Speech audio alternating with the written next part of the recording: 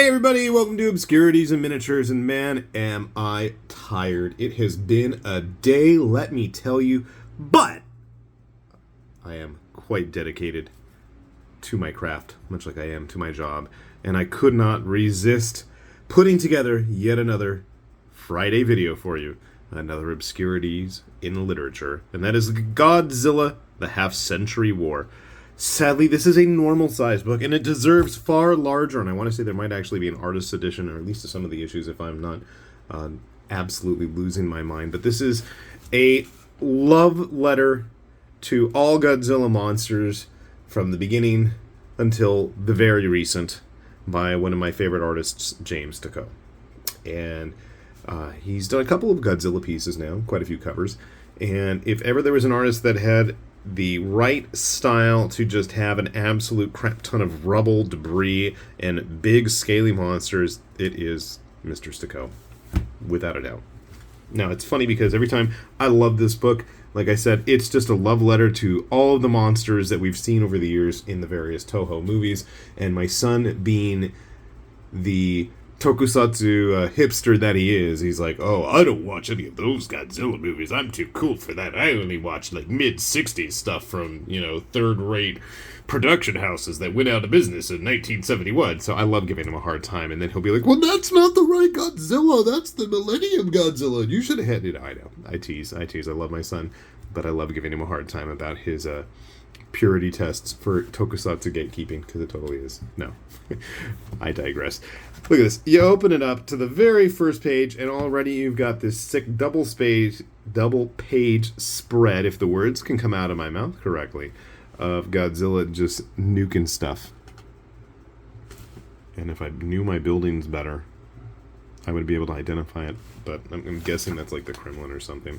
So this is an interesting story because it starts out obviously with Godzilla first appearing, and it's actually a very human-driven story, which normally with giant monster movies I am getting major red flags from, because let's be honest, most of the time nobody cares about the humans. We want to see cool-looking costumes, right?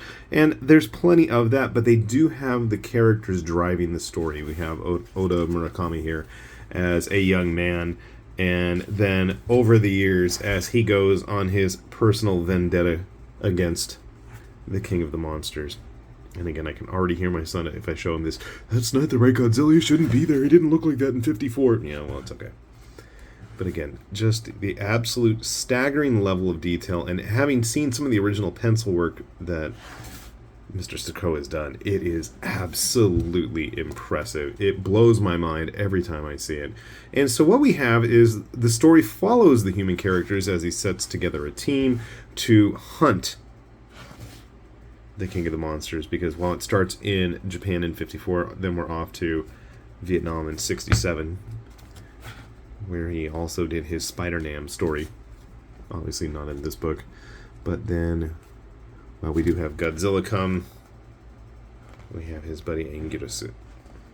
Anguirus? I don't even know how he's called anymore in English. But again, just the astounding level of detail and maser tanks on these pages.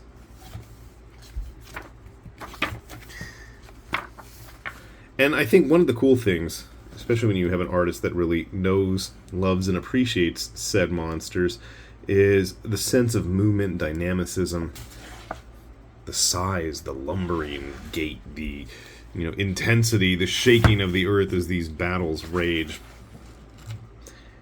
And while I am quite critical of Stokoe's overusage of oranges and greens, the man loves his colors. There's no denying that things look great.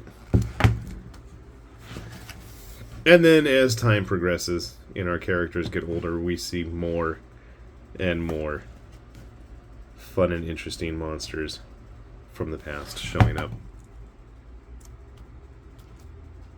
I'm not going to show you everything, but like I said, there is a lot of human-related story going on as well.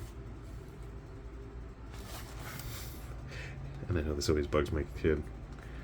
He's like, why couldn't they use the original one from the 70s or the Millennium, Kiryu style? I liked the 90s one. Of course, I like the Heisei ones. Those were the Heisei ones, right? I don't remember my time periods in Japanese. I liked Mecha Ghidra. But then you have a certain crystalline monstrosity showing up. I gotta say, when Space Godzilla comes in the story, things get quite impressive. I thought Kiryu was in this. My favorite jobber. Good old Gigan. You can't have a Godzilla comic without the king, obviously. Somewhere near there's this big, nice spread of Ghidra fighting. Maybe it was earlier on. There it was. That's what I was looking for. Again, that level of detail. As James Stokoe goes nuts, drawing giant monsters all over the page. I'm not going to let you know how it ends. One of the cool things, as always, we get lots of the covers and variants in the back. James Stokoe would later go on and pen his chapter of Godzilla in Hell, which was absolutely bonkers crazy and a lot of fun too. That's available. That went out of print for a while and got really expensive, and then I know IDW actually put that into a collection of other Godzilla stories. Always appreciate some Brandon Graham art. Weird guys in suits with masks and tubes everywhere, and some pretty accurate monsters. Fun little book. I think if you're a fan of the various Godzilla movies from over the years, I don't think you can really go wrong with this. Unless you're a crazy purist like my kid, who can rattle off all kinds of details. But, you know, hey, that guy likes Ultraman more than Godzilla anyway, so what does he know? But I think it's a really fun book. I would love to see more of the original pages, or at least even just this blown up a little bit. That's my only real major criticism, outside of my critical view on the overabundance of oranges and reds, but that's me being nitpicky. I really feel that there's a lot of fun stuff to be had here, and I think for most giant monster fans, I think they're really going to enjoy this. It's not too over the top in terms of gratuitous violence or, you know, cheesecake type stuff.